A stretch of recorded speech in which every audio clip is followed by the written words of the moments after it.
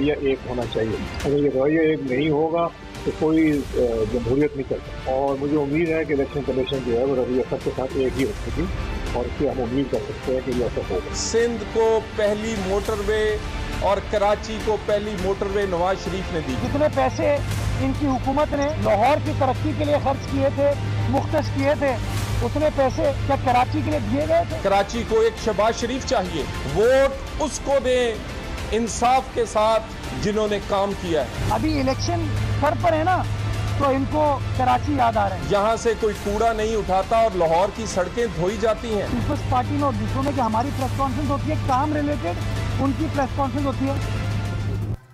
Very warm welcome to Newsland. मैं हूं doctor Maria Zulfiqar Khan. Viewers, बिल आखिर इलेक्शन कमीशन ऑफ पाकिस्तान ने वो अनाउंसमेंट कर ही दी जिसका बहुत देर से इंतज़ार था, लेकिन अभी भी उस अनाउंसमेंट में थोड़ी सी जो है वो कन्फ्यूजन जो है वो बरकरार है। ऑब्वियसली बात हो रही है इलेक्शंस के हवाले से।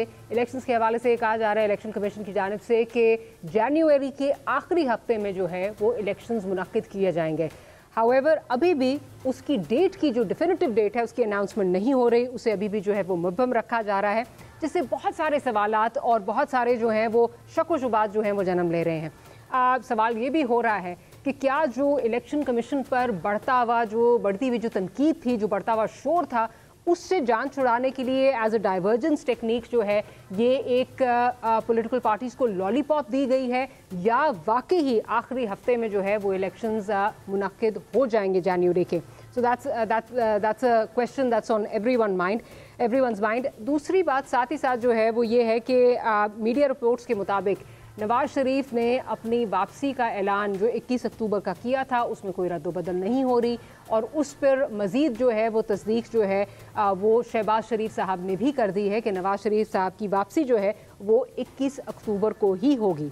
लेकिन इसके साथ साथ वापसी से पहले जो नवाज शरीफ साहब का जो जारहाना अंदाज़ है, जिस किस्म की उन्होंने गुज़िश्ता दिन जो है वो तकरीर की, उस पर भी जो है वो बात हो रही है कि क्या वजह है कि एकदम से फिर से जो है वो वोट को इज्जत दो की तरफ जो है वो बयानी को लेके जाया जा रहा है। और साथ ही साथ जो एक कॉन्फिडेंस है नवाज शरीफ साहब का, जिसमें उन्होंने कहा कि इलेक्शन जब होंगे तो उनको ये यकीन है कि PMLN जो है वो जीतेगी। तो इस कॉन्फिडेंस पर भी सवाल हो रहा है फॉर द सिंपल रीज़न कि कारकर्दगी बिल्कुल इस तरह की नहीं है कि उस पर जो है वो वोट मिले।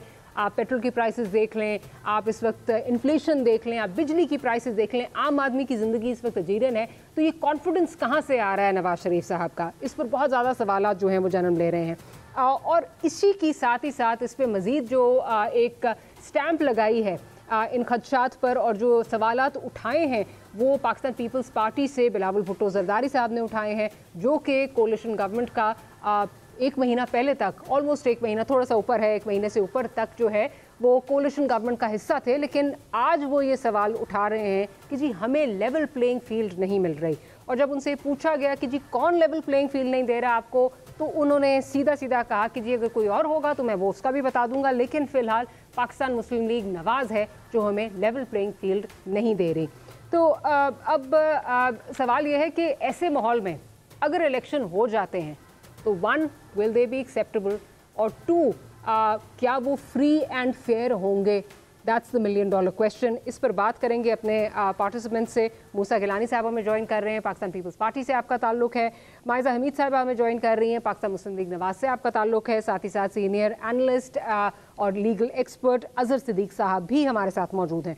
तो गुफ्तगू का बाकायदा आगाज़ करने से पहले प्रोड्यूसर साहब अगर सुनवा दीजिए कि बिलावल भुट्टो जरदारी साहब क्या फरमा रहे हैं, और उसके रद्द अमल में जब खुर्शीद शाह साहब से सवालात हुए तो वो उस पर क्या जो है वो तौजीह पेश कर रहे हैं। Let's see that and then let's move forward. Level playing field के हवाले से पाकिस्तान पीपल्स पार्टी के नुमाइंदे के एतराज़ात हैं, उस पर हमने सदर जरदारी साहब को ये इख्तियार दिए हैं कि हमारा एतराज़ात को दूर किया जाए। जहाँ तक लेवल प्लेइंग फील्ड की बात है, मेरे ख्याल पे आप सबको नजर आ रहा है लेवल प्लेइंग फील्ड की जो डिमांड है ये किससे है? मुस्लिम लीग नवाज से है। मूसा गिलानी साहब ये बताइए कि ये जो कोalition गवर्नमेंट है ये आपके कंसेंसस से, बड़ी आपकी मीटिंग्स हुई, बड़ी बैठकें हुई, बड़ी हेडलाइंस लगी, जी दुबई बैठक हो रही है, उसमें जो है वो डिसाइड किया जा रहा है, और आप लोग सब ये कहते थे कि ये जो गवर्नमेंट बनेगी ये कंसेंसस से बनेगी, तमाम पार्टीज़, बिकॉज हम पीडीएम में तमाम पार्टी शामिल हैं, तो सबके कंसेंसस से बनेगी। तो आज ये लेवल प्लेइंग फील्ड, और वो भी अपने इत्तेहादी से कंप्लेन करना जबकि वो इस वक्त हुकूमत में भी नहीं है, तो ये क्या रद्द अमल आ रहा है जो अपनी कारकर्दगी है, या आगे जाके जो आपको जो है वो आप समझ रहे हैं कि शायद बैकलैश आएगा कारकर्दगी की वजह से, उससे नजरें हटाने के लिए ऑलरेडी आपने जो है आपने यू स्टार्टेड क्राइंग फाउल, या जो नो फ्लाई लिस्ट में नाम आ रहे हैं या छापे पड़ रहे हैं, जो नैब के समन्स आ रहे हैं, उसकी वजह से हो रहा है? क्या वजह है? देखिए, सबसे पहले तो मैं एक बात आपको क्लियर कर दूं कि कोई छापे नहीं पड़ रहा है।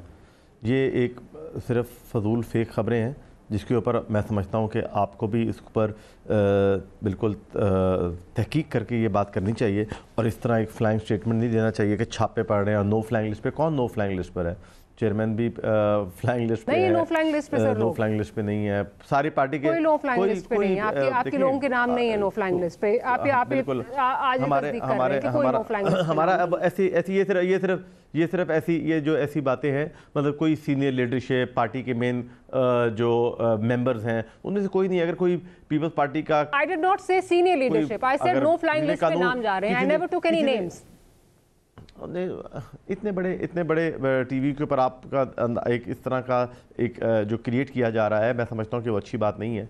दूसरी बात ये है कि हमारा आप जरा मिसगाइड कर रहे हैं। I think you putting words in my mouth. मैं आपके लीडरशिप के नाम आए, I just said no flying list पे नाम आएंगे। ये अभी आप इसकी जो है वो डिडक्शन आप कर रहे हैं, मैंने तो उसको कुछ नहीं कहा। किसके नाम आए? किसके नाम आए नो फ्लाइंग लिस्ट? अच्छा, नहीं आए। आप मुझे कह दें नो फ्लाइंग लिस्ट पे पाकिस्तान पीपल्स पार्टी में से किसी के नाम नहीं है, ये बता दें। ये कह दें नाम नहीं है। देखिए, पाकिस्तान पीपल्स पार्टी का 50,000 लोग हैं। अब मैं नहीं समझता कि उसमें से किसी एक का आगे हो तो वो नो फ्लाइंग लिस्ट पे नाम उसकी वो, लेकिन वो इशू नहीं है ना।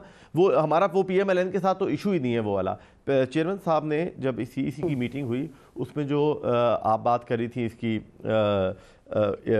लेवल प्लेइंग फील्ड की, तो चेयरमैन साहब ने जो उस पर बयान दिया, ऑब्वियसली उस पर उनका नज़रिया ये था और उनका मौक़िफ़ ये था चेयरमैन साहब का कि क्योंकि काबीना के अंदर जो मुस्लिम लीग नवाज़ के लाइक माइंडेड या उनके साथ जो काम कर चुके हैं, जो उनकी तरफ से उनकी एक कंटिन्यूएशन है, तो ये गवर्नमेंट जो है, ये government Pakistan care taker government ऐसे लग रही है जैसे पाकिस्तान मुस्लिम लीग नवाज़ की ही गवर्नमेंट है और विद डिफरेंट फेसेस, पर गवर्नमेंट उनकी है। तो ऑब्वियसली जब पेट्रोल प्राइसेस इंक्रीज होंगी, जब कोई चीज़ गलत होगी, तो वो इल्ज़ाम PMLN के पास ही जाएगा। ये वही कोalition गवर्नमेंट का एक्सटेंशन है without People's Party in it और विदाउट JUIF या जो और जमातें आप कह लें। तो ये एक इस तरह का, मैंने एक पर्सनल व्यू है मेरा कि पर्सनली ये चीज़ होनी नहीं चाहिए थी, ताकि उन्होंने भी एक, अगर मैं एक सियासी आदमी हूँ तो मैं कतन भी केयर टेकर गवर्नमेंट से दूर रहूं कि भाई हमारा इनके साथ कोई ताल्लुक नहीं है जो ये चीज़ें कर रहे हैं। लेकिन अब उनके आप जो नाम देख लें कैबिनेट के अंदर जो लोग हैं, तो जो डिसीजन मेकिंग हो रही है, तो ऑब्वियसली वो इल्ज़ाम उनके ऊपर जाएगा, तो वो अपनी पोजीशन खुद क्लियर करेंगे।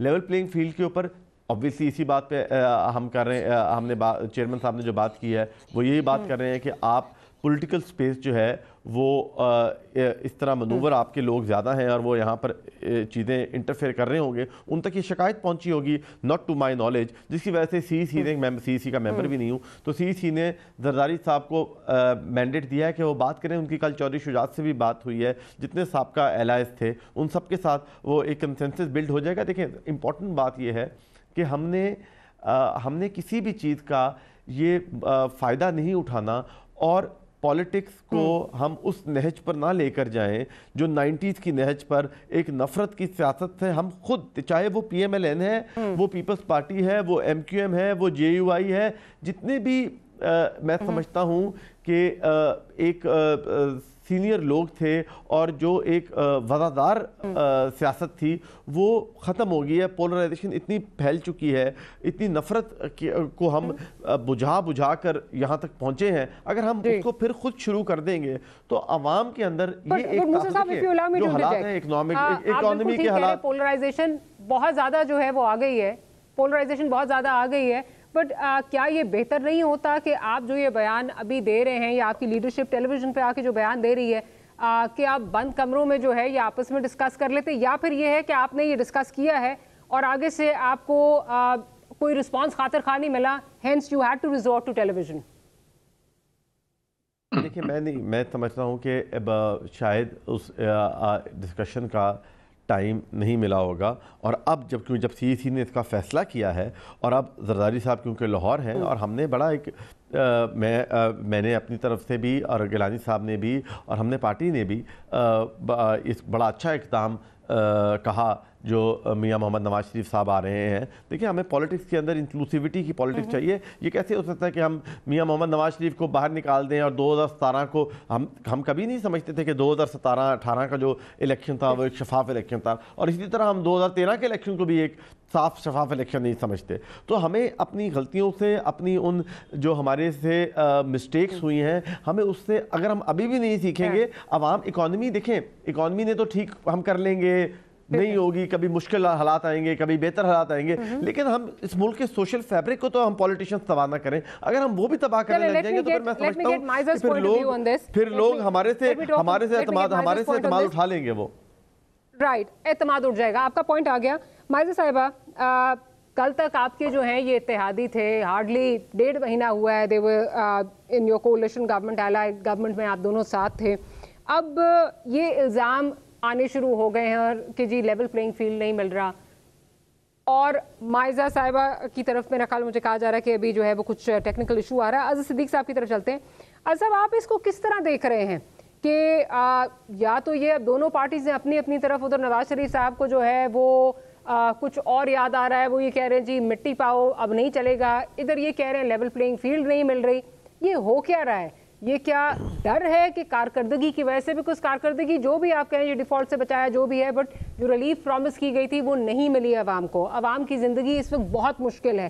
क्या ऑलरेडी प्रीएम्प्टिंग दैट ये करना शुरू कर दिया है, या फिर मफाद की सियासत थी और मफाद अब क्योंकि जो है वो उस तरह कन्वर्ज नहीं कर रहे, तो हेंस ये इस तरह के बयानात जो हैं वो आ रहे हैं? बहुत शुक्रिया डॉक्टर साहिबा। अब कोई मुश्किल आंसर नहीं है इसका। गुज़श्ता 40 साल की सियासत आप देख लें तो उसका आंसर इसके अंदर दस्तयाब है। ये मफादात की सियासत है। पाकिस्तान के अंदर अवाम के लिए सियासत, हाँ, किसी एक दौर में जुल्फ़कार अली भुट्टो करते रहे हैं, या मोहतरमा बेनज़ीर भुट्टो थोड़ा बहुत आप कह सकते हैं, जो कि जमहूरियत को समझते थे। अब आगे जो है ना, अब ये कौन है? ये 14-15 सियासी जमातों का कोई रूल है? आज लेवल प्लेइंग फील्ड हल्का सा, अभी हल्की सी सुई लगी है, मुसीबत पड़ गई है।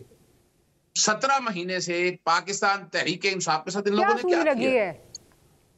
हाँ, वो मैं बता देता हूँ कि इनको बताया गया है कि अगली हुकूमत शायद हम देने जा रहे हैं पाकिस्तान मुस्लिम लीग नून को। तो ये अभी हल्की सी बात है। तो जब ये हल्की, और ये वैसे जब आपस में कोलिशन हुई थी ना, तो ये कुछ चीजें तयशुदा थी, जो मेरी इतलात है तो ये तयशुदा थी, और उसी वक्त इनको अंदाजा हो जाना चाहिए था आना क्या है। देखिए, हम इंसान सियासत से बहुत कुछ सीखता है।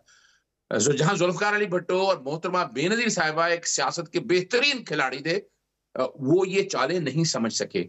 ये पाकिस्तानी तारीख में पहली दफा है कि पाकिस्तान पीपल्स पार्टी एस्टेब्लिशमेंट के जाल में बुरी तरह फंस चुकी हुई है, और इससे निकलना मुश्किल है। मैं 2-3 बातें आपके सामने रख देता हूँ। आईने पाकिस्तान 1973 में लिखा था 90 दिन में इलेक्शन होने हैं। इनका इतना बड़ा ब्लंडर कि इन्होंने पंजाब और खैबर पख्तूनख्वा के इलेक्शन करवाए नहीं। ये कसूर, ये बराह रास्त आइन तोड़ने में जिम्मेदार हैं।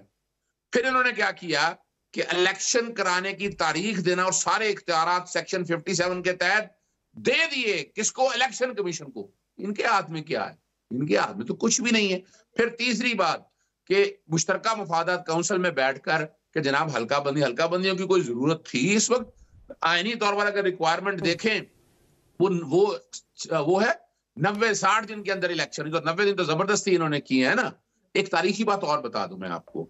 मैं 6 जून को यहाँ लंदन जब आया तो मैंने मिसाके पाकिस्तान, आज भी मैं मिसाके पाकिस्तान की बात कर रहा हूँ कि ये सियासी जमातें मुस्लिम लीग नून को छोड़ दें, वो एस्टैब्लिशमेंट की जमात है, एस्टैब्लिशमेंट साथ चलना है। अगर ये बाकी सियासी जमातों को होश ना भी आए तो इनके हाथ कुछ नहीं रहेगा।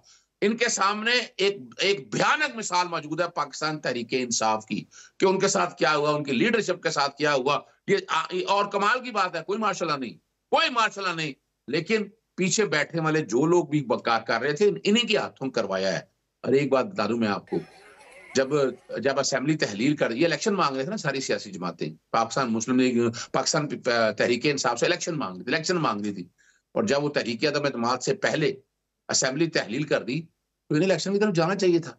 ये जमहूरी हुकूमत नहीं है। अगर जमहूरी, यानी ये खुद कहते रहे हैं कि हमने गिराना है। विद ऑल ड्यू रिस्पेक्ट, वो असेंबली किस तरह तहलील हुई कि जो डेप्यूटी स्पीकर हैं वो ऐसे पढ़ के जाते हैं कि मतलब वो अपना नाम भी पढ़ना भूल जाते हैं, वो दूसरे का नाम जो है वो पढ़ जाते हैं, जो रटाया था वो तो उसको तो ना कहना आप। ये तो अभी वो भी एक बहुत बड़ा सवाल ये निशान है कि वो क्या किस तरह हुई थी तहलील। देखिए डॉक्टर साहिबा, ये आज अदालतों पे तनकीद कर रहे हैं, भाई पार्लियामेंट के अंदर बैठ के फैसला हुआ है, मेजोरिटी है या सिनोरिटी है, छोड़े इस बात को। अगर आप यूसुफ रजा गिलानी वाला केस है, अगर देखा जाए आपको, तो वो जो पार्लियामेंट के अंदर बैठे सेनेटर ने फैसला कर दिया वही माना गया। आज भी मैं देखें, बड़ी सीधी सी बात है, क्या था तहरीक अदम एतमाद जो है ना, वो 8 तारीख को जिसने बताया ऑपरेशन रजीम चेंज, मैं उनमें नहीं जाना चाहता, रिकॉर्ड के ऊपर अवेलेबल है। 27 मार्च वाले दिन भी इमरान खान असेंबलियां तहलील कर सकते थे। 28 मार्च को तहरीक अदम टेबल हुई, और ये मेरे रिकॉर्ड पे है, मेरा मशवरा रिकॉर्ड पे, ट्वीट आज भी निकाल कर देख लें, क्या 27 को इस असेंबली तहलील कर सकते थे। लेकिन बड़ा फर्क है एक सियासतदान होने में और एक मुल्क की मफादात को देखने में। इमरान खान ने ये सारा रिस्क लिया, वो 27 को असेंबली तहलील ना की, साइफर जुल्फकार अली भुट्टो की तरह लहरा दिया। और जुल्फकार अली भुट्टो का जो मिशन था उस वक्त का, कि उस हर एक को पता है कि जुल्फकार अली भुट्टो को फांसी देने वाले कौन लोग थे, ये आज भूल जाएं। आज वो साइफर कैसे आया, उसको कैसे इस्तेमाल किया गया आज़ाद साहब, ये तो अब ना कहें, मतलब सिक्योरिटी कमेटी के अंदर जिस जो आ गए हैं वहां से जो मिनट्स आए हैं, सारी बातें हो रही है, वो मेरे ख्याल एक लंबी डिस्कशन हो जाएगी। मुझे जरा इजाजत अगर आप दें, मैं मायजा की तरफ जाऊँ। मायजा साहिबा, मैं जरा मायजा साहब की तरफ जाती हूँ। मायजा साहब, ये बताइए कि आपके साथ एलाइड गवर्नमेंट में पाकिस्तान पीपल्स पार्टी जो है वो शामिल थी, बड़ा अच्छा आपका जो है वो सफ़र गुजरा, लेकिन आज ऑलमोस्ट 1 महीने के बाद, लिटिल ओवर अ मंथ, उनको अब सब कुछ याद आ रहा है। वो कह रहे हैं कि आपकी वजह से जो है वो लेवल प्लेइंग फील्ड नहीं मिल रही, ये गवर्नमेंट जो है ये PMLN की ही एक्सटेंशन जो है वो लग रही है, और आप लोग जो हैं वो उनके लिए इम्पेडिमेंट्स जो हैं वो क्रिएट कर रहे हैं, उनके लिए रोडें अटका रहे हैं, उनकी डेवलपमेंट स्कीम्स में वगैरह वगैरह। और तो और उनको 2013 का भी इलेक्शन याद आ गया कि वो ROs का इलेक्शन था। बिस्मिल्लाहिर्रहमानिर्रहीम। Maria, thank you for inviting me to your show. पहली बात तो ये है कि मेरे भाई ने काफ़ी तोहमतें लगाई, इल्ज़ाम लगाए, तो उन इल्ज़ामात का बड़ा क्लियर सा जवाब है। एक तो ये है कि मुफादात की सियासत उस बंदे ने की जिसने 9 मई को जो हालात पैदा किए, जिनकी वजह से मुल्क जो है एक नहज पे पहुंचा, जहाँ पे इदारे जो हैं उनको खोखला करने की पूरी तरह साजिश की गई। फिर इमरान खान साहब ने मफादात की अपनी मफाद की सियासत की ना, कि मैंने जेल नहीं जाना, उसकी वजह से 9 मई हुआ। फिर मफादात की सियासत उस वक़्त याद इनको भाई को दिलाना चाहूँगी जब पंजाब में से उन्होंने एग्ज़िट किया था और अपने मुफाद के लिए ये नहीं देखा कि आइन क्या है, क्या आइनी तौर पे पंजाब जो है या सूबे अपनी मुद्दत जो है वो पूरी उन्होंने करनी है। तो एग्ज़िट किसने किया था असेंबलियों से? किसने जो है पावर की वजह से अपने मुफाद के लिए अपने लिए सिर्फ अपने इंसान के लिए उन्होंने ये काम किया कि उन्होंने पंजाब और KPK से एग्ज़िट किया। नेशनल असेंबली में कौन एग्ज़िट करा, क्यों नहीं नेशनल असेंबली में उनके मेंबर्स बैठते थे? ये सारा कुछ इमरान खान साहब ने किया ना। तो 1 मैन शो इमरान खान साहब ने शुरू किया ना। मुल्क का जो मुल्क के जो हालात थे 3 साल में, और जो इन्होंने IMF की डील की एंड पे, जिसका हम खुमियाजा भुगतते रहे, वो किसने की? इमरान खान ने की ना। तो अब तो इन लोगों को बड़ा 16 महीने याद आ रहे हैं, 16 महीने याद आ रहे हैं। ये नहीं याद आया कि मुल्क को खोखला करने वाला कौन है, ये नहीं याद आया कि डॉलर की कीमत कहाँ पहुँचाने वाला कौन है? इमरान खान है ना। तो इस तरह कहना कि जी ये मुफादात की सियासत कर रहे हैं, मुफादात की सियासत उस बंदे ने की जिसने सबको जो है सियासी तौर पे और जो है इकोनॉमी के तौर पे आम आवाम को जो है सूली पे लटका दिया। 16 महीने में हमारे पास कोई जादू की छड़ी नहीं थी कि हम रिकवर कर जाते। मियाँ नवाज शरीफ, हाँ मैं ये ज़रूर कहूँगी कि मियाँ नवाज शरीफ साहब की जब हुकूमत थी, डॉलर की कीमत बहुत कम थी, बिजली जो है उसकी लोड शेडिंग नहीं होती थी, बिजली की जो कीमत थी वो कम थी, रोड और मोटरवे बन रहे थे, ट्रेन जो है वो लाई जा रही थी, हवाई जहाज जो है वो चल रहे थे, सब कुछ मुल्क का जो है वो टेक ऑफ पोजीशन में था, सब कुछ चीज़ें टेक ऑफ भी कर गई थी।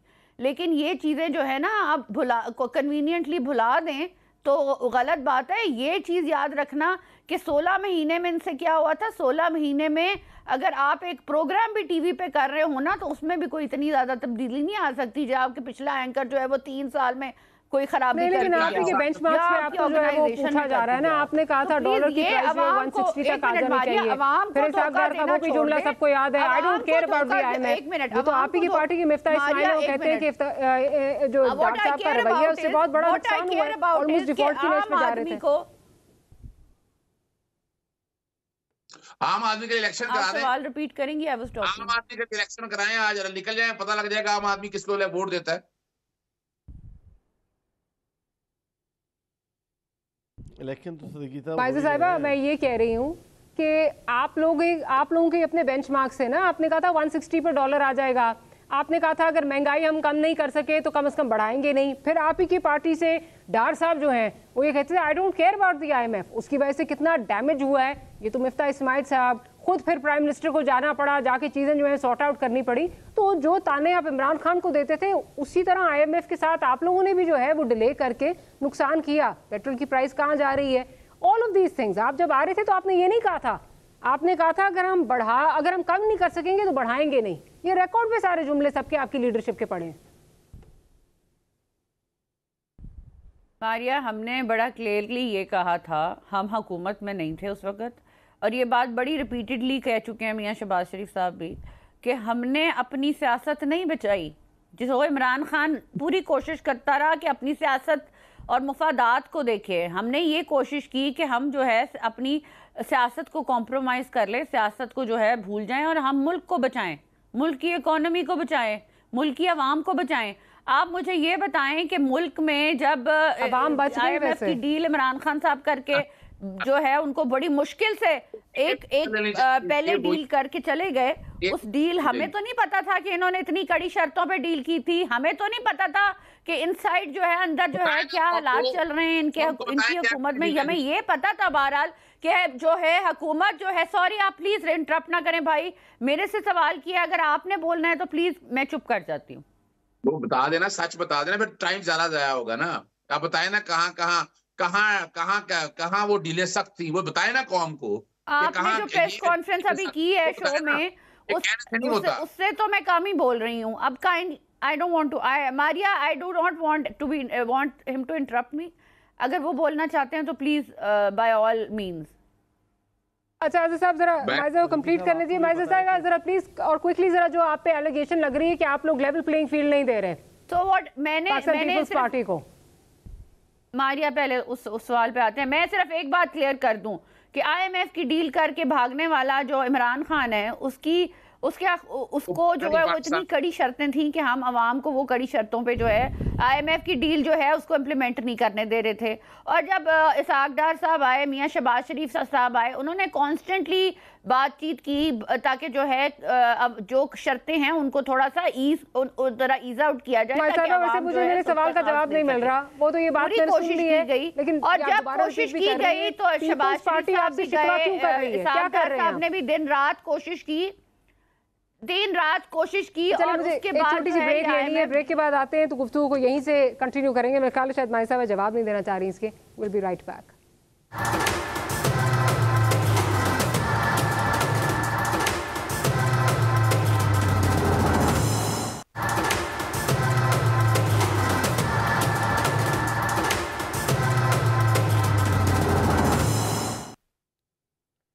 Welcome back after the break.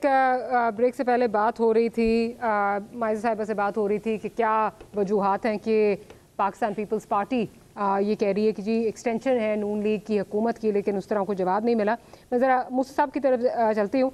Musa साहब, अब जिस किस्म की जो परसों जो तकरीर की है, गालिबन मंडे के रोज़ जो तकरीर की है नवाज शरीफ साहब ने, उसमें जिन शख्सियात का नाम लिया है जो वो एक्शन की बात कर रहे हैं, क्या आपके इल्म में है कि क्या कभी नवाज शरीफ साहब ने या शहबाज शरीफ साहब ने इस ख्वाहिश का इजहार ड्यूरिंग द गवर्नमेंट आपसे किया हो, कोalition पार्टनर से कोई किया हो, या फिर ये एक इलेक्शन गिमिक्री है सिर्फ? क्योंकि इस वक्त जो हकायक हैं वो हमें कुछ और बताते हैं, एक्सटेंशन का मामला हो, दीगर चीज़ें हो, क्या किस तरह देख रहे हैं आप इसको?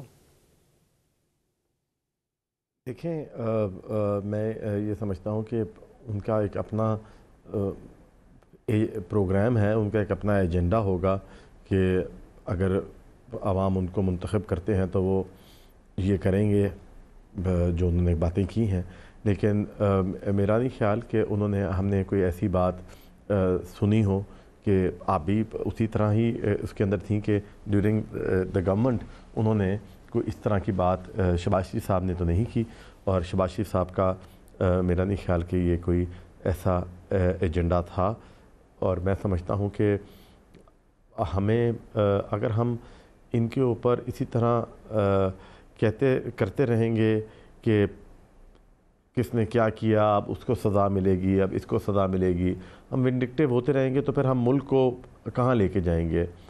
आवाम ने अगर आवाम ये समझती है कि मियां मोहम्मद नवाज शरीफ साहब के साथ ज़्यादती हुई है तो वो उनको मैंडेट देंगे और वो बड़ा दिल करेंगे, करना चाहिए उनको। और ये मेरी ज़ाती राय है, क्योंकि मैं देखिए, मैं पब्लिक पल्स का आदमी हूँ, मैं पब्लिक का नब्ज़ देखता हूँ। उनको नहीं परवाह आज मैं किसी को गालियाँ दे रहा हूँ, मैं उठ के ज़ियाउल हक को गालियाँ दे रहा हूँ, मैं उठ के मुशर्रफ को गालियाँ दे रहा हूँ। अब लोगों को इसकी परवाह नहीं है। हम उस दौर से बहुत आगे जा चुके हैं। हमें पब्लिक की जो पल्स है, जो उनकी हार्ट बीट है, हमने वो सुननी है, हमने उसके हिसाब से मंशूर देना है, हमने उसके हिसाब से फैसले करने हैं, हमने उनको अपॉर्चुनिटीज़ देनी है। हमारी इतनी बड़ी इकॉनमी है, हमारी पॉपुलेशन इतनी ज़्यादा है, यूथ पॉपुलेशन इतनी ज़्यादा है, हम उनको ये बदला लेना नहीं सिखाना चाहते। हम उनको दरगुजर सिखाना चाहिए हमें, और हमें निकलना है कि आगे निकलना है। आप देखिए कि इंडिया कहाँ बैठा हुआ है। चले आज उसने जो कनाडा वाला इशू चल रहा है, लेकिन उसके अलावा उन्होंने G20 समिट होल्ड कर लिया, उन्होंने वो इतनी बड़ी इकॉनमी बने हुए हैं। हम उनके साथ उनको आंखों में आंखें डाल के देख के बात करते हैं उनके साथ। हमें अपने आप को दुनिया के स्टेज के ऊपर कहीं ऊपर लेकर जाना है। उसके लिए हमें एजेंडा देना होगा, आवाम को हमें एक प्रोग्रेसिव एजेंडा देना होगा, गरीब को हमें एक ये बताना होगा कि हम तुम्हारी भलाई के लिए क्या कर रहे हैं। हमें क्लाइमेट चेंज का हमारे ऊपर इतना इफेक्ट है, क्लाइमेट का इफेक्ट है हमारे ऊपर, हमें एक प्रॉपर प्रोग्राम देना होगा। हमें ये प्रोग्राम नहीं देना होगा, मैं ये नहीं सोचता था कि मैं इधर आके बैठूं और मैं जनरल बाजवा या जनरल फैज़ या जनरल मुशर्रफ और जनरल ज़ियाउल हक को गालियाँ निकालना शुरू कर दूँ। इफ्तिखार चौधरी जिसने यूसर रज़ा गिलानी साहब को नाअहल किया, एक फजूल केस था वो, लेकिन हम आगे निकल गए हैं। हमें आगे निकलना होगा। ये देखें, जब मियाँ साहब यहाँ पर आएंगे, मैं समझता हूँ कि उस वक्त दोबारा इन तमाम पार्टीज़ की मीटिंग होगी। मैं ये समझता हूँ क्योंकि हम सब वो लोग हैं जो इस मुल्क, हम सब वो पार्टीज़ हैं जो पॉलिटिकल लोग हैं, हम पॉलिटिकल पार्टीज़ हैं। हमें इलेक्शंस के एक फ्रेमवर्क तो तय कर लेना है कि हमने मैदान में एक दूसरे के मुखालिफ लड़ना है, लेकिन हमें रूल ऑफ द गेम तो तय करना होगा कि रूल ऑफ द गेम क्या होगा। हमें अखलाकियात से नहीं गिरना चाहिए, हमें आगे निकलना है, हमने किस तरीके से बात करनी है, हमने इस मुल्क को क्या प्रोग्राम देना है। तो हमारा मुल्क का सोशल ढांचा तबाह हो चुका है, हमारी इकॉनमी, हमने अपनी सियासत कुर्बान करके इकॉनमी को आसरा दे के खड़ा रखा हुआ है। हमें उसमें से इसके हल तलाश करने हैं, ना कि हम आपस में एक लड़ाइयाँ करें और ना कि हम माजी में जाकर उनको सजाएं देना शुरू करें। अच्छा, मैं ज़रा अज़ साहब के पास जाने से पहले माइज़ा की तरफ चली जाऊँ। माइज़ा, ये बताइए कि इस वक्त जो तासुर मिल रहा है ना, जो नवाज शरीफ साहब ने गुज़िश्ता दिन जो तकरीर की, मिट्टी पाओ जो उन्होंने कहा, उसे लग रहा है कि इस वक्त क्योंकि बकौल आपके पॉलिटिकल कैपिटल बहुत बर्न हो चुका है, डेफिनेटली हुआ भी है, कुछ दिखाने को है नहीं, एक दफ़ा फिर कोशिश की जा रही है कि जी वोट को, इज्जत दो को रिवाइव किया जाए, ताकि ये दिखाया जाए मैं एंटी इस्टेब्लिशमेंट हूँ, मैं किसी डील के थ्रू जो है वो नहीं आ रहा। क्योंकि अगर देखा जाए तो जो इस वक्त ऑन ग्राउंड रियलिटीज़ हैं वो उसके बिल्कुल बरक्स हैं। जिन अशखास का वो नाम ले रहे हैं, बाजवा साहब का अगर नाम ले रहे हैं, तो जब एक्सटेंशन का मामला आया था, आपकी पार्टी लीडर्स को क्लियर इंस्ट्रक्शन थी कि किसी ने इसको ऑब्स्ट्रक्ट नहीं करना, पार्लियामेंट में किसी ने इसको ऑब्स्ट्रक्ट नहीं करना। उसके बाद अगर बात की जाए कि अगर आप समझते हैं बकौल नवाज शरीफ साहब के, अगर ये अशखास जो हैं ये गिल्टी हैं, तो 15-16 महीने आप लोग जो है वो हुकूमत में थे, उस वक्त आप इनके लिए कुछ करते। आपके पास नवंबर में वो गए, आप लोग अप्रैल में आए, इतना टाइम था, कुछ कर सकते थे अगर आप करना चाहते हैं। बकौल आपके अगर वो गिल्टी हैं तो you could have done something. इस वक्त सिर्फ ये इलेक्शन गिमिक्री लग रही है। देखिए मारिया, जो चीज़ें एक मुंतखब वज़ीर आज़म के साथ हुई वो तो नहीं भुलाई जा सकती। अगर एक मुंतखब वज़ीर आज़म को कारों ने जो है वो निकाला थ्रू फॉल्स झूठे करप्शन के चार्जेस पे, और फिर उन अदालतों ने जो है वो उनको झूठे करप्शन केसेस उनकी वर्डिक्ट्स दे के उनको जो है उनकी टर्म पूरी नहीं करने दी, तो इसमें जो है वो मुल्क का नुकसान हुआ ना। तो जब मुल्क का नुकसान होता है तो उन लोगों का नाम तो मेंशन करना चाहिए ना, चाहे उनको सजा हो या ना हो, या दे सकते हो या ना दे सकते हो। मेरा पॉइंट ये है कि हम ये आप 16 महीने भूले रहे वैसे। एक मिनट, हिस्ट्री गवाह है कि अगर लेट मी कंप्लीट, अगर हम उन लोगों का नाम ना लेते तो कहा जाता कि मियां नवाज शरीफ साहब डर गए हैं। मियां नवाज शरीफ डरने वाले नहीं हैं, वो अपने अल्फाज पे डटे हुए हैं। ये बात बिल्कुल नहीं है कि हमारे पास जो चैलेंजेस हैं हम उनको फेस करने के लिए तैयार नहीं हैं। हम तैयार हैं, हम इस बात को भी फेस करने के लिए तैयार हैं कि अवाम जो है वो बड़ी मुश्किलों से गुजर रही है और उनको ऐसा लीडर चाहिए जो डिलीवर कर सके जो आने वाला है। और मैं ये भी समझती हूँ कि मियां नवाज शरीफ साहब जो है इस मुल्क के लिए इम्पॉर्टेंट हैं, उनको इस मुल्क को ज़रूरत है मियां नवाज शरीफ साहब जैसे लीडर की। दूसरी बात मैं ये करना चाहूँगी कि अभी मेरे भाई आपने मुझे कहा पीपल्स पार्टी को लेवल प्लेइंग फील्ड नहीं मिल रही। मैं समझती हूँ कि ये चीज़ जो है एक थोड़ी सी अनबायस सी मुझे लगती है। एक बात इसका कोई रीज़न नहीं समझ आता। एक तो ये कि 16 महीने मियां शहबाज शरीफ साहब PMLN की हुकूमत के प्राइम मिनिस्टर होते हुए पीपल्स पार्टी बड़े अच्छे तरीके से आपस में ये काम करते रहे, अपने एक दूसरे से कोई लड़ाई नहीं हुई, कोई इशू नहीं हुआ, कोई ऐसा नहीं देखा गया कि किसी ने कहा हो कि लेवल प्लेइंग फील्ड नहीं है।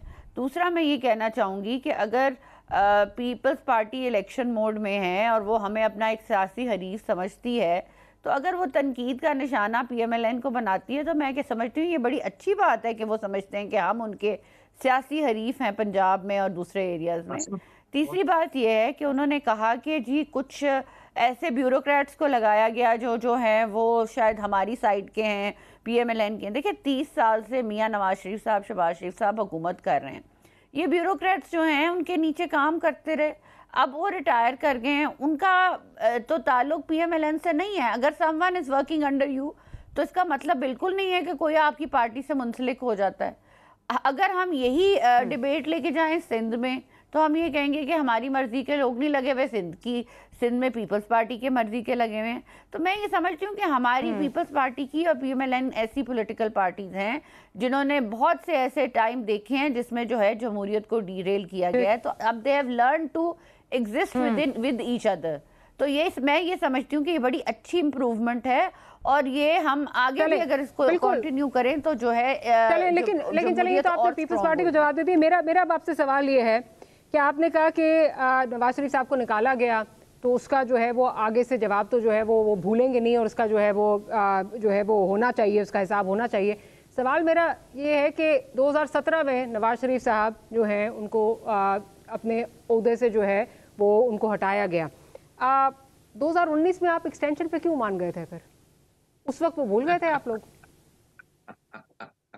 देखिए मैं इस डिटेल में नहीं जानना चाहती, लेकिन मैं एज ऑफ नाउ अभी की बात करती हूँ। लेकिन अब आप जानना चाहते हैं ना, अगर आप वोट को इज्जत दो, ये बात बड़ी इंपॉर्टेंट करना चाहते हैं तो आप जानना चाहते हैं किधर खड़े हैं।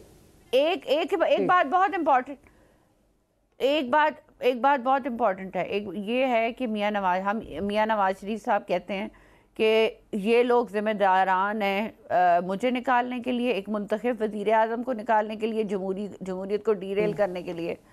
तो मैं इनका नाम लूँगा और ज़रूर लूँगा and I stand by my words. मुझे कोई कॉन्सिक्वेंसेस से डर नहीं लगता। दूसरी बात यह है कि जो लोग कह रहे थे कि मियां नवाज शरीफ साहब नहीं आएंगे, वो तो बात आज क्लियर होगी कि मियां नवाज शरीफ साहब 21 अक्टूबर को आ रहे हैं इंशाल्लाह। तीसरी बात ये है कि मियां नवाज शरीफ साहब आपने जवाब नहीं दिया, भूल गए थे आप लोग। और जो भी नारा, हाँ मैं आपको बता रही हूँ कि जो भी मैं एज ऑफ नाउ बता रही हूँ कि ये हमारी अब जो है ये हम आप इलेक्शन मोड की बात कर रही हैं ना, आप ये बात करिए कि मियां नवाज शरीफ साहब आ रहे हैं, आप ये बात। और मैं आपको एक बात बता दूं, मेरा सवाल ये नहीं था, शरीफ साहब मेरा सवाल ये था कि अभी मैंने नवाज शरीफ साहब एक पॉपुलर लीडर है, हमें नारों की जरूरत नहीं है, होना चाहिए। उनको पता है लोगों को कि मियां नवाज शरीफ साहब किस तरह डिलीवर करते रहे हैं पाकिस्तान में, और होना भी नहीं चाहिए। नहीं, और वो कह रहे होना भी नहीं चाहिए। आपने कोई तस्करा भी नहीं किया, बल्कि आप लोग जब वापस आए उस वक्त बाजवा साहब was at the helm of affairs, आपसे पूछा जाता रहा, आपने कहा नहीं हम उनका आपने नाम नहीं लिया। नवंबर तक वो यहीं पर थे। अगर आपने वाकई कोई हकीकी एहतसाब जिस तरह आप कह रहे होना चाहिए था तो आप उस वक्त कर लेते। अब ये वापसी का नारा जिस वक्त लगा है तो तब से जो है वो आपको बाजवा साहब भी याद आ गए, आपको बाकी चीज़ें भी याद आ गई। मैं ज़रा आज़ाद साहब की तरफ चलती हूँ। अच्छा, अगर वाकई हकीकी मानों में एहतसाब होना होता है, इसमें मैं ऐड करना चाहूंगी कि मियां नवाज शरीफ साहब को इंतकामी सियासत नहीं करनी, लेकिन नाम मेंशन करना जरूरी है। नाम मेंशन करना जरूरी है कि जो लोगों ने जिन लोगों ने इतना बड़ा नुकसान मुल्क को पहुंचाया, इसका नाम मेंशन करना जरूरी है। लेकिन मियां नवाज शरीफ साहब ने कभी इंतकामी सियासत नहीं की। आप दोबारा सुन लीजिएगा, आप जरा दोबारा सुन लीजिएगा। मियां साहब की जो तकरीर है शायद आपने मिस कर दी हो, एहतसाब की बाकायदा जो है वो बात हो रही है कि इस तरह नहीं होगा, इस जो पहले होता रहा मिट्टी पाउन नहीं होगा, और इस दफ़ा जो है वो बाकायदा इसका हिसाब लिया जाएगा। एनीवे, अज़ीज़ सिद्दीक साहब, क्या फोरम्स मौजूद नहीं थे? वाकई अगर करना चाहते, बकौल इनके बाजवा साहब ने बहुत ज़्यादा जो है वो डैमेज किया है, तो फिर उनका भी एहतसाब हो सकता था। 16 महीने थे।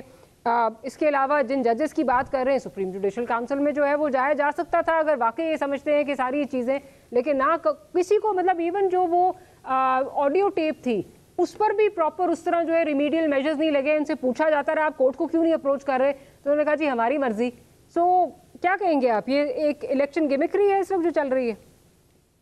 अच्छा देखिए, आप डॉक्टर मारी साहब एक बात तो समझ लें, हम सबको समझ जानी चाहिए कि बुनियादी तौर पर हमारे यहाँ सियासत का वो म्यार नहीं है, गिरा हुआ म्यार है, सोसाइटल वैल्यूज की यहाँ वाली है, मुंह से बात कही हुई।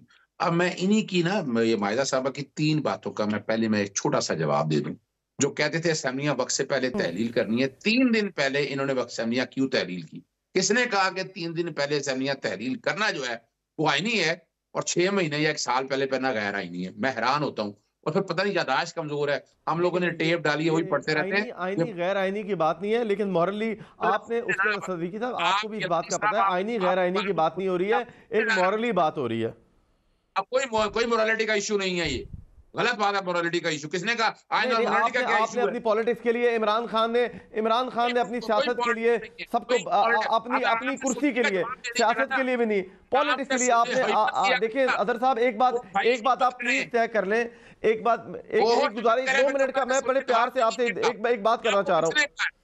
चलें आप कर लें, फिर मैं आपसे एक सवाल करना चाहता हूँ। डॉक्टर साहब भाई ने कहा 2 मिनट चुप कर जाए, मैं बात करूं, उसका जवाब दे दें। देखिए बड़ी सीरियस सी बात है कि असूली तौर पर है, और शायद यादाश्त कमजोर है हम सबों की। ये मामला सुप्रीम कोर्ट में गया, हाई कोर्ट में गया, सब ने कहा बिल्कुल आईनी और कानून के मुताबिक असेंबलियां तहलील हुई हैं। 90 दिन इलेक्शन कराने का कहा गया, नहीं कराए इन्होंने इस जमहूरी हुकूमत ने। यानी हम बातें, अब मिसाल के तौर पर कहा गया इस्तीफों का, वो इस्तीफे लाहौर हाई कोर्ट ने वापस भेजे स्पीकर के पास। इनका स्पीकर है राजा परवेज अशरफ, उसने इंट्रा कोर्ट अपील फाइल कर दी और रुकवा लिया इस्तीफों पे अमल दरामद के हवाले से। क्या बातें कर रही हैं यहाँ पर बैठकर। और आ जाए हम अगली बात की तरफ, जो बातें कर रहे हैं ना, देखिए पनामा के केस में, और जहां तक यूसुफ गिलानी के हवाले से हमारे भाई बात करते हैं, इफ्तिखार चौधरी साहब ने नहीं, उनको तौहीन अदालत में सजा हुई। सजा होने के बाद जो है, जब सजा हो जाए, आइन कहता है आप डिस्क्वालीफाई हो जाएंगे 5 साल के लिए। कोई फैसला गलत नहीं है, चैलेंज करता हूं इस बात के, रिव्यू वाला सारे फाइल की खत्म होगी बात। अब आ जाए इनकी तरफ, नवाज शरीफ की तरफ। नवाज शरीफ को 62(1)(f) में पनामा के अंदर मिस डिक्लेरेशन पे डिस्क्वालीफाई किया, और यहाँ कहता है 62(1)(f) और ताहियात ना चले फिर इमरान खान के फैसलों के ऊपर भी इन्हीं बात पे कायम रहना। फिर वही बात, आप मुझे बात खत्म कर लेने देना। अब आगे आते हैं जरा, क्या हुआ? 103 दिन की हियरिंग हुई सुप्रीम कोर्ट में। फिर क्या हुआ? उन्होंने कहा कि GIT बना दें। 60 दिन की GIT बनी, क्या निकला? वो कतरी खत निकल आया। आज तक इनके पास असासों की तफसील नहीं है, मनी ट्रेल नहीं है आज भी। फिर क्या हुआ? फिर नैब की इंक्वायरी हुई, इन्वेस्टिगेशन हुई, नैब के कोर्ट में गया, 2 केसों में, एक में 10 साल सजा हुई, एक में 7 साल सजा हुई। और इन्हीं की यादाश्त के लिए अगस्त 2018 में इमरान खान साहब की हुकूमत आई, ख्वाजा आसिफ साहब इन्हीं की हैं। अप्रैल 2019 में बता रहे हैं हमसे राब्ता हो गया, ये रिकॉर्ड की बातें हैं। फिर क्या हुआ? नवंबर 2019 के अंदर 4 हफ्तों के लिए अपना ना इलाज कराने के लिए मुल्क से बाहर गए, और यानी बातें करते, आज तक अभी तक वो मुल्क से आ नहीं सके। आपके सामने कौन अभी तो बीमार होना चाहिए ना, तारीख देते, वो डॉक्टर को तारीख देनी चाहिए। एक और बात बता दूं आपके सामने, चले एक छोटी सी ऐसा ब्रेक लेनी है, ब्रेक के बाद हाजिर होते हैं, गुफ्तगू को यहीं से कंटिन्यू करते हैं।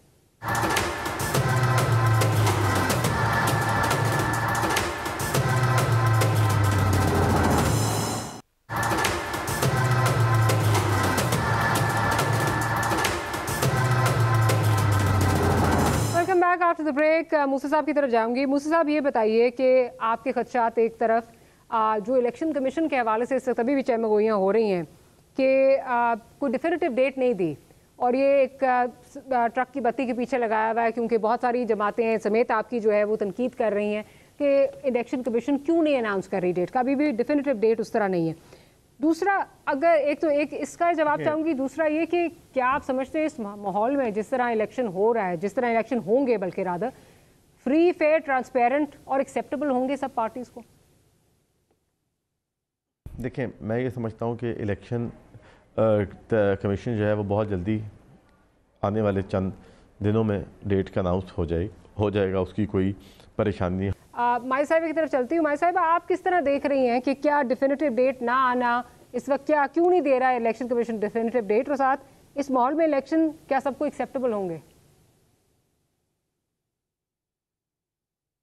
देखिए, मैं इस जो इलेक्शन कमीशन है उन्होंने महीना तो बता दिया है, तो डेट भी आ जाएगी कुछ दिनों में। आई डोंट थिंक कि वो, अगर उन्होंने जनवरी का कहा है और अब सिर्फ डेट का जो है वो मसला है, तो वो आई थिंक 1-2 दिनों में डेट भी आ जाएगी। सो आई डोंट थिंक ये कोई ऐसी परेशान कौन बात है। मैं समझती हूँ कि उन्होंने बड़ी जल्दी जो है वो ये सेंसस का काम ख़त्म किया है, अब ख़त्म करने जा रहे हैं, तो ये भी जो है जल्द से जल्द इलेक्शन हो जाएंगे। पॉइंट ये है कि इलेक्शन कमीशन जो है क्या साफ और शफाफ इलेक्शन करा सकता है? देखिए, साफ और शफाफ इलेक्शन करा सकता है कि नहीं, देखें इसमें तो आई थिंक एंड पे जो रियलिस्टिकली स्पीकिंग पॉलिटिकल पार्टीज़ जो हैं उनको ऑब्जेक्शंस होती हैं। अब ये ऑब्जेक्शंस को ठीक करना, ख़त्म करना, ये काम इलेक्शन कमीशन का है या कोर्ट का है। सो आई फील कि जो है इस दफ़ा रिलेटिवली जो है ट्रांसपेरेंट इलेक्शंस होंगे, जिस पे सारी पार्टीज़ को एतमाद होगा रिज़ल्ट्स पे। तो एक जो चीज़ अच्छी होने जा रही है और टाइम पे जो टाइम कहा गया उसमें होने जा रही है, ये एक खुशाइन बात है। दूसरी बात ये है कि देखें, यहाँ जो असेंबलियाँ वक्त पे चली गई, इसका मतलब था कि कोई मुफाद की सियासत नहीं थी, और कोई ये जो लोग कह रहे थे कि जी असेंबलियों की मुद्दत बढ़ा देंगे, ये कर देंगे अपनी मफाद के लिए, वो चीज़ें नहीं हुई।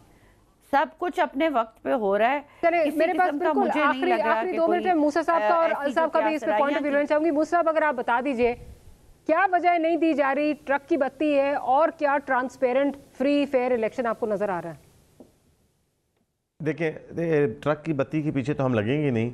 हम इलेक्शन कमीशन ने हमने बड़ा स्ट्रॉन्ग मैसेज दिया था, जिसके ऊपर ये जो एक खुशाइन बात है कि एक उन्होंने बता दिया है, और उन्होंने अपना इलेक्शन की जो हल्का बंदियाँ हैं उसको भी जल्दी अनाउंस कर रहे हैं। 27 तारीख को लिस्टें शाया हो जाएंगी और उसकी अपील्स वगैरह होकर इस मामले को वाइंड अप हो जाएगा। हमारा ये मौक़िफ़ था कि हमें एक तारीख का पता होना चाहिए कि इलेक्शन है, और हमें एक ब्लैक होल के अंदर नहीं होना चाहिए कि हमें कुछ पता नहीं कि हम किस तरफ जा रहे हैं। लेकिन फ्री, फेयर एंड ट्रांसपेरेंट, ये मैं समझता हूँ कि ये इलेक्शन कमीशन को इंश्योर करना होगा। मैं बार बार ये कहता हूँ, मैं इनसाइड द पार्टी सबके सामने ये बात बार बार कहूँगा कि free, fair and transparent election भी आईनी रिक्वायरमेंट है, और वो होने भी बहुत इम्पॉर्टेंट है।